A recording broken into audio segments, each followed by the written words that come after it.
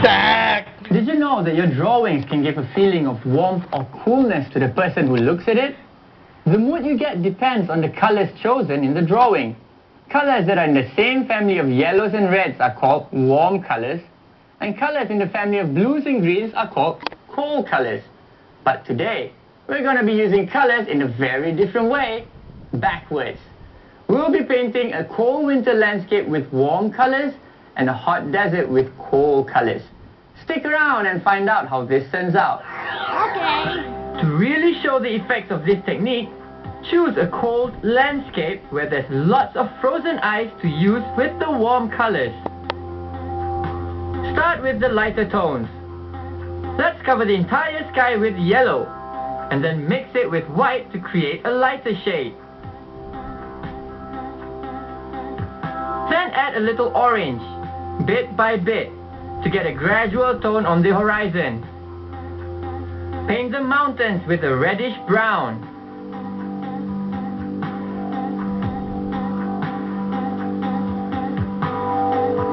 For the snow-capped peaks, instead of white, use different tones of pink. Remember, when it comes to painting, there are no rules to follow. You'd get different looks if you go ahead and experiment freely with colors and how you would like to use them.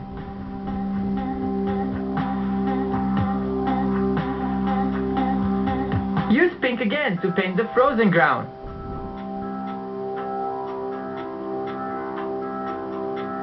The yellow in the sky indicates that it is sunset, so tint the entire landscape with the light of a sunset. To make the igloos and the penguins' shadow on the ice, use an intense pink. Even though warm colors are associated with sun and fire, they can still work on a landscape of cold ice, giving a different effect. Paint the igloo orange using a thin paintbrush so that the edges look nice and pretty.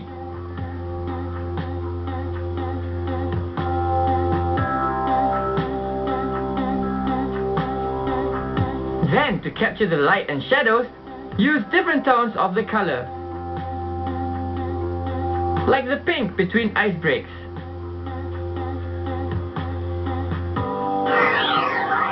Changing the mood of your drawing by changing your color palette can be a lot of fun. Let's see how our pair of penguins turn out by using warm colors.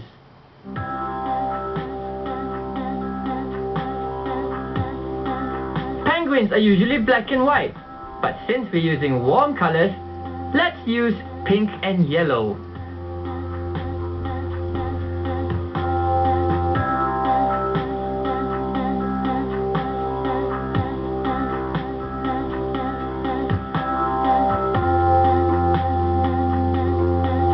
Once the paint is dry, use some crayons to give depth and texture to the different elements in the drawing.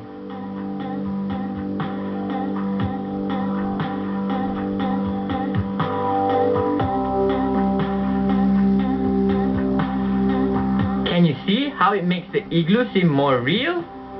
A bit on the penguin's shadow, the mountains, and the icy ground.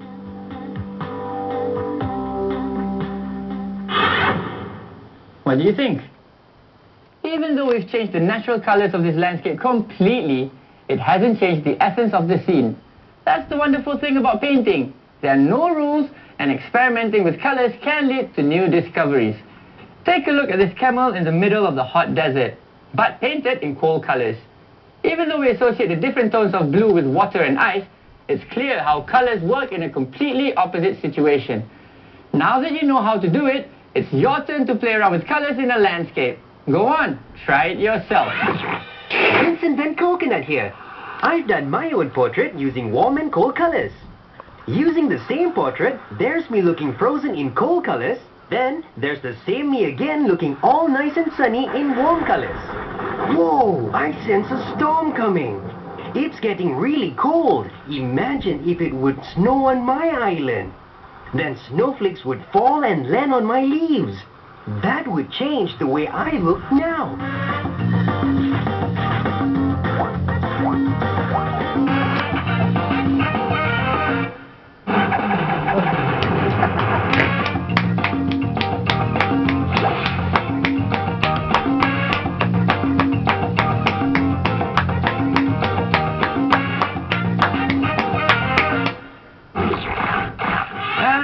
left corner, Okay. Mr. Big Teeth. Grrr. And his challenger, Freddy the Flame. Yeah. Ready? Fight! Yeah. Take that. I'll bite you. Oh no, you don't flamethrower. Ding, ding, ding, ding, ding, ding, ding. Calm down. guys. Nice. Your fingers could become the muscular wrestlers that battle in a ring by using finger puppets. They're really easy to make. Ask your mom if she has kitchen gloves that she's not going to use anymore. Oh. Like this one. Then, cut off the tips of the gloves' fingers. You already have the wrestler's mask, but now you have to give them each a personality. And this is how. Okay. Sit the piece of glove on a broad marker. That way, you'll be able to work comfortably. Draw Freddy the Flame's mask with a fine tip permanent marker. Give him some simple eyes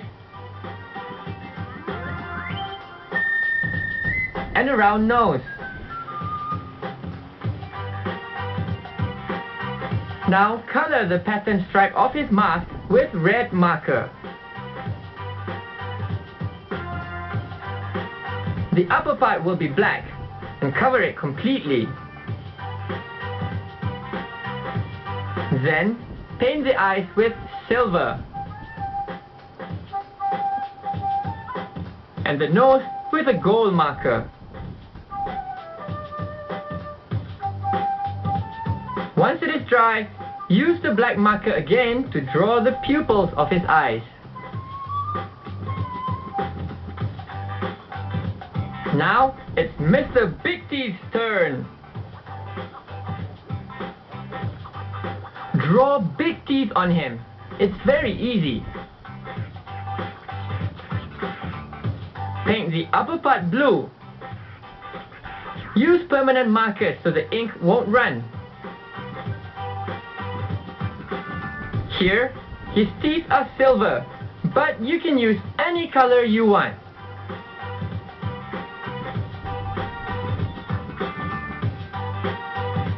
The right half of the mask will be golden and the other half red.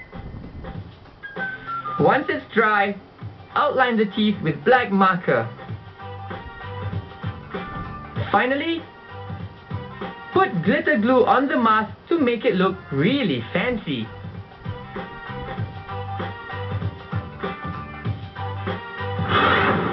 And now we're ready for the second round. Here we have Growling Tiger, Rawr, and Wonder Lightning, Zap, and Mr. Sleepy.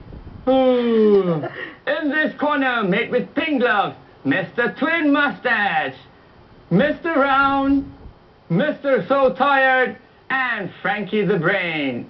Who will win? I don't know. Remember, the most important thing is to imagine all sorts of characters. Then design different masks using glitter glue and permanent markers. You know what? Give your finger wrestler a killer name. Have fun trying it yourself, and I'll see you again right here with more to imagine and create in the next Art Attack. Bye!